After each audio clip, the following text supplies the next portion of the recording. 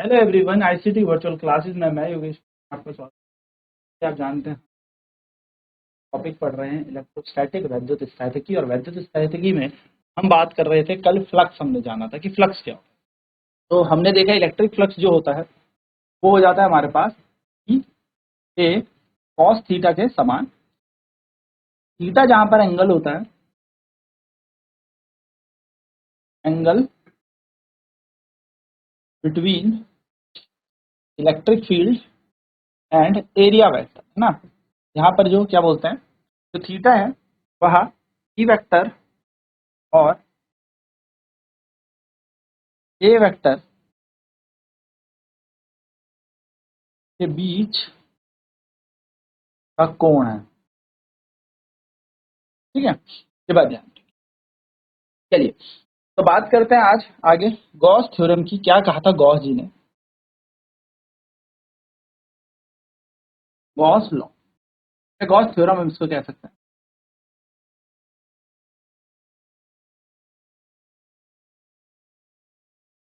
Gauss का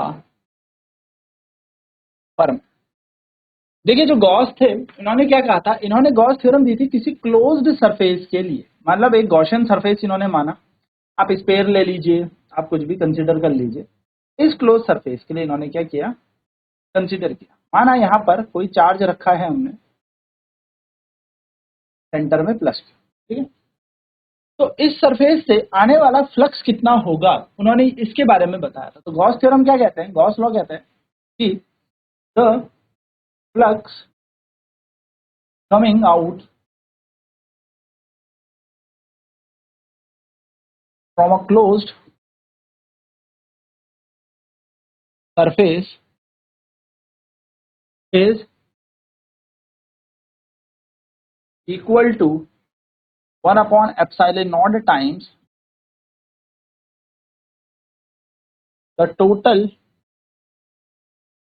charge enclosed in a surface.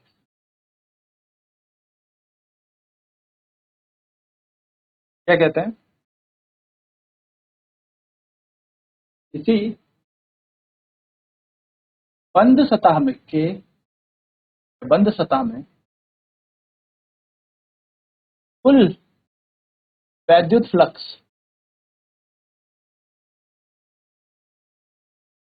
एक बटा एप्सिलॉन नॉट गुना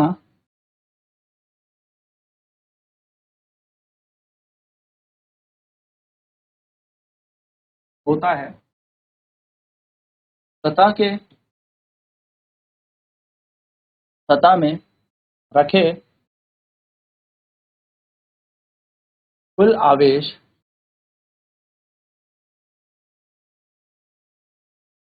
यानी कि अगर मैं बात करूं कि ये कोई एक सरफेस है और इस सरफेस के अंदर क्यू चार्ज यहाँ पर एनक्लोज्ड है, तो हमसे पूछा जाएगा फ्लक्स कितना होगा।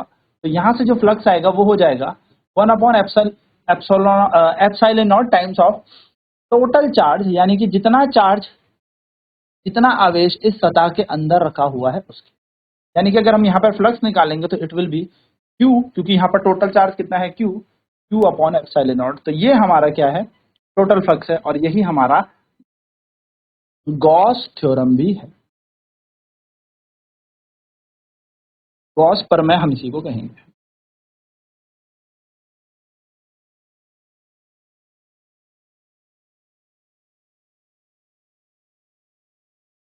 ये बात ध्यान में रखिएगा। चलिए नोट करेंगे इसे।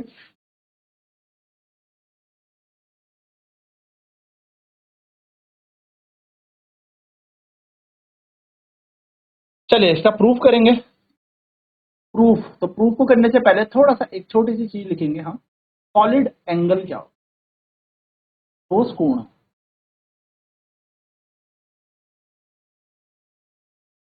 ठोस कोण, मान लो ये कोई सतह है, ये कोई एक सरफेस है, स्फेरिकल ले लो, जैसे भी इसको कंसिडर करना है कर ले, जिसका सेंटर है ये। इससे क्या करें, एक एलिमेंट एरिया का कट डाउन कर ले। हमें पता है एरिया एलिमेंट बाहर आता है, ये होता है रेडियस। तो ये जो रेडियस इस एरिया के एलिमेंट यानी कि क्षेत्रफल के साथ जो कोण यहाँ पर ड्रॉ कर रहे हैं, यानी कि कोण यहाँ पर बना रहे हैं, को कहते हैं हम सॉलिड एंगल। कि डी ओमेगा हमारा हो गया सॉलिड एंगल, डी ओमेगा हमारा हो गया ठोस कोण, ठीक है, डी ओमेगा हमारा ठोस। तो डी ओमेगा का मान कैसे दिया जाता है, तो डी ओमेगा का मान होता है, देखो ये बाहर निकल रहा है, अगर हम इसको यहाँ पर एंगल के साथ देखें तो डी ए कॉस थीटा, तो ये बन जाएगा D A cos theta upon में आर, ठीक है, ये हमारा यहाँ पर का सूत्र। ना आप सभी को पता है, अगर हम इसको इंटीग्रेट कर दे, थीटा का मान हम ले लेते हैं यहाँ पर 0 डिग्री, कॉस 0, क्योंकि ये दोनों के दोनों बाहर निकलेंगे, तो कॉस 0 का मान कितना हो जाएगा 1, तो डी ओमेगा का मान बन जाएगा डी ए बटा आर स्क्वायर। और अगर हम इसका इंटीग्रेशन कर दे, क्योंकि मान लेते हैं ये स्फीयर है, एक्चुअली जो सॉलिड एंगल होता है, यानी कि जो ठोस कोण होता है, वो एक 3D स्फीयर में बनता है या 3D सरफेस में बनता है, तीन विमाओं के जो सतह होती है उस पर बनता है।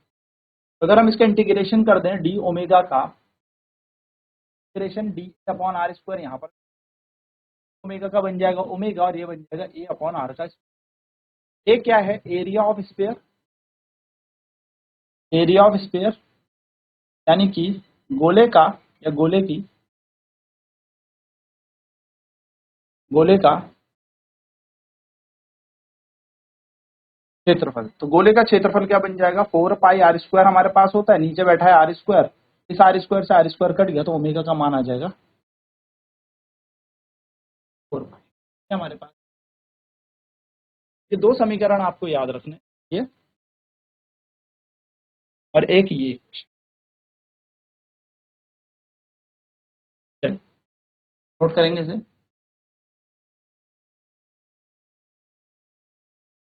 तो डी ओमेगा के इंटीग्रेशन करेंगे तो d upon r square integration में आएगा, ओमेगा का डी ओमेगा का बन जाएगा ओमेगा, डी ए का बन जाएगा ए, आर स्क्वायर बाहर आ जाएगा। एरिया जैसा आप सभी जानते हैं गोले का यहाँ पर क्षेत्रफल है, गोले यानी कि स्फीयर का जो क्षेत्रफल होता है 4 पाई आर स्क्वायर से आर स्क्वायर कट गया, ओमेगा का मान आ गया 4 पाई। चलिए अब यहाँ पे हम गॉस थ्योरम को प्रूफ करते हैं, तो लिखते हैं proof of Gauss theorem.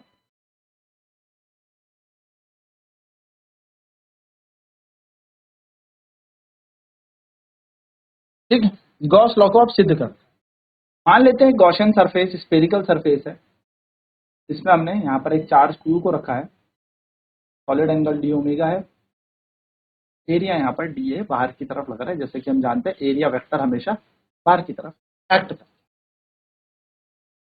Centre O यहाँ पर कंसिडर।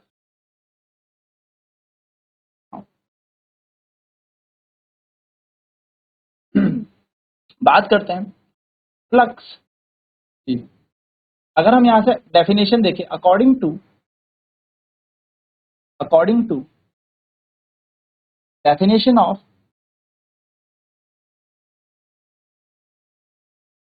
इलेक्ट्रिक फ्लक्स, वैद्युत फ्लक्स की परिभाषा के अनुसार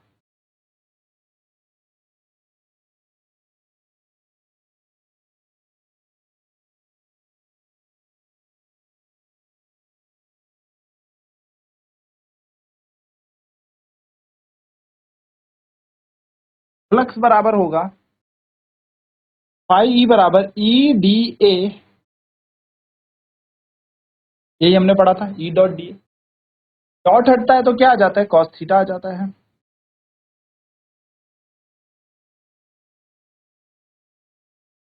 ये हमारे पास फ्लक्स। ना ई का मतलब क्या है, ई का मतलब है यहाँ पर इलेक्ट्रिक फील्ड, यानी कि ई का मतलब है यहाँ पर वैद्युत क्षेत्र। अगर हम ई का मान यहाँ से निकालें तो वो निकलेगा क्यू अपॉन में 4 पाई एप्सिलॉन नॉट आर का स्क्वायर। ये हम जानते हैं ई का मान क्या होता है, electric field due to point charge, ऐसे ही देखा जाता है।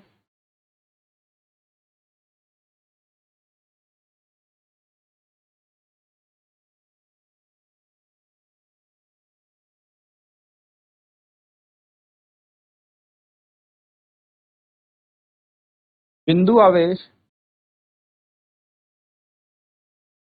द्वारा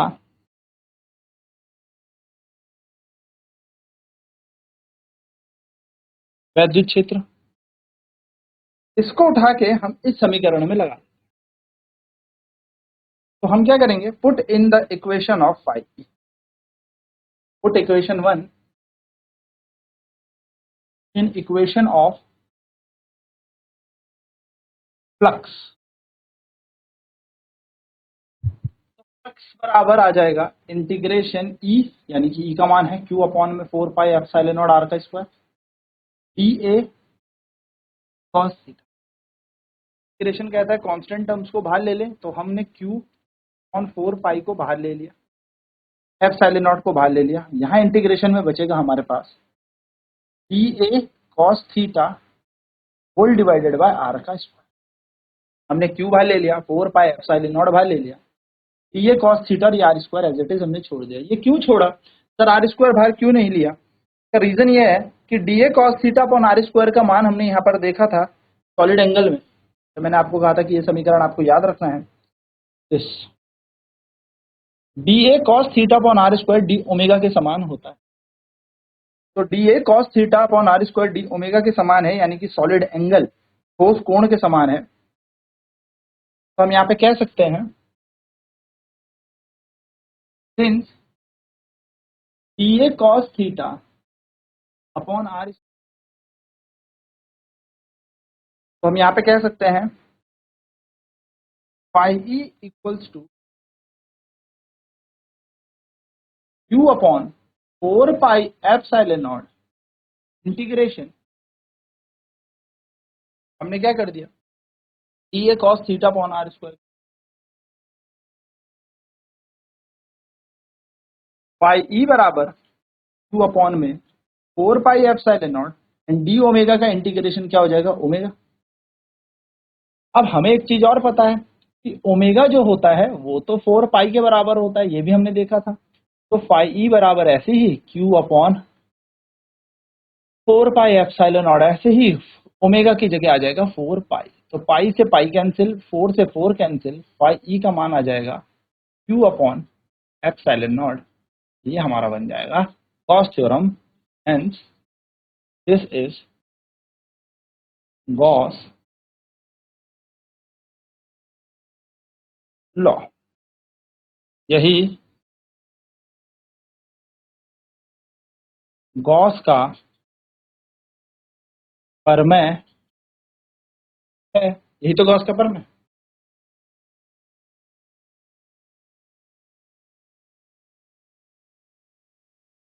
तो इलेक्ट्रिक फील्ड हमने देखा पॉइंट चार्ज से q upon 4 pi epsilon r square होता है। Electric field due to point charge, यानी कि बिंदु आवेश द्वारा वैद्युत क्षेत्र क्या होगा, ये होगा।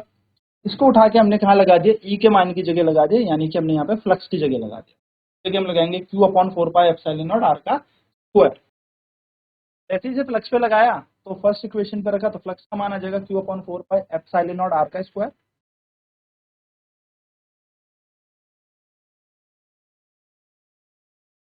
D A cos theta, Q बाहर ले लिया, 4 पाई बाहर ले लिया, एप्सिलॉन नॉट बाहर ले लिया, इंटीग्रेशन डी ए cos theta upon r square यहीं रह गया। डी ए cos theta upon r square का मान डी ओमेगा है, डी ओमेगा को हमने इंटीग्रेशन के अंदर रखा, क्यू अपॉन 4 पाई एप्सिलॉन तो बाहर था, ये डी ओमेगा का इंटीग्रेशन बन जाता है ओमेगा। ओमेगा का मान हमने देखा था कितना होता है, 4 पाई के बराबर होता है, तो हमने इसको उठा के यहाँ पे लगा दिया, तो Q 4 pi epsilon not into 4 पाई से 4 पाई कट गया और फाई ई बराबर आ गया Q upon epsilon not. This is required Gauss law, यही होता है हमारे गॉस का प्रमेय, यही हमें प्रूफ करना था, यही हमें सिद्ध भी करना। गॉस थ्योरम हमारे पास बेसिकली फाई ई बराबर क्यू अपॉन एप्सिलॉन नॉट होती है, यही हमारे पास क्या है, गॉस का प्रमेय है, ये आपको याद रखना। चलिए इस पे क्वेश्चन देखते हैं। क्वेश्चन है फाइंड द टोटल फ्लक्स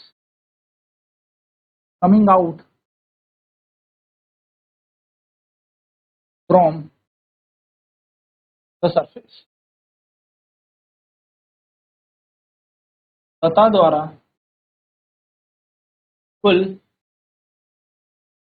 कितना फ्लक्स आता है ज्ञात कर। कुल फ्लक्स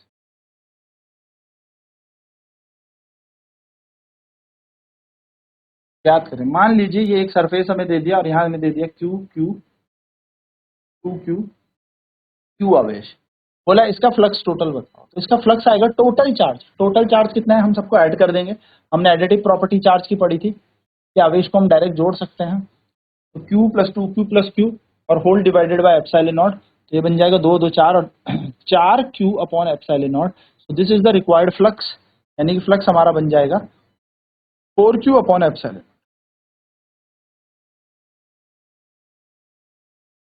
इसी प्रकार अगर एक क्वेश्चन ऐसे हो, ये हमारे पास एक सरफेस है, यहाँ पे Q Q Q Q और यहाँ पर भी एक Q चार्ज हो, हमसे पूछे टोटल फ्लक्स बताएं, तो टोटल फ्लक्स होगा सरफेस के अंदर वस्तु यानी कि सतह के अंदर कितना आवेश रखा है उस कुल आवेश को निकालना, ठीक है। इस बाहर वाले आवेश से हमें कोई लेना देना नहीं, तो बन जाएगा Q plus two Q plus q whole upon में एप्सिलॉन नॉट, यानी कि फ्लक्स बन जाएगा हमारे पास 4Q अपॉन एप्सिलॉन। क्वेश्चन इस तरीके से होता कि इसके अंदर चार्ज माइनस Q होता है, मान लो ये एक सतह है, यहाँ 2Q और माइनस Q आवेश होता और हमसे पूछता अब फ्लक्स बताओ, तो अब फ्लक्स होता 2Q माइनस Q, क्योंकि एडिटिव प्रॉपर्टी होती है चार्ज की, और फ्लक्स बन जाता हमारे पास 2Q में से Q जाएगा तो Q अपॉन एप्सिलॉन नॉट, ये हमारा यहाँ पर फ्लक्स। बात आपको ध्यान रखना। तो यहाँ पर हमने देखा कैसे हमें फ्लक्स कैलकुलेट करना है, गॉस का प्रमेय क्या था। नेक्स्ट क्लास में गॉस प्रमेय के अनुप्रयोग यानी कि application of the Gauss law. तो आज की क्लास में इतना ही। आईसीटी वर्चुअल क्लासेस में जुड़ने के लिए धन्यवाद।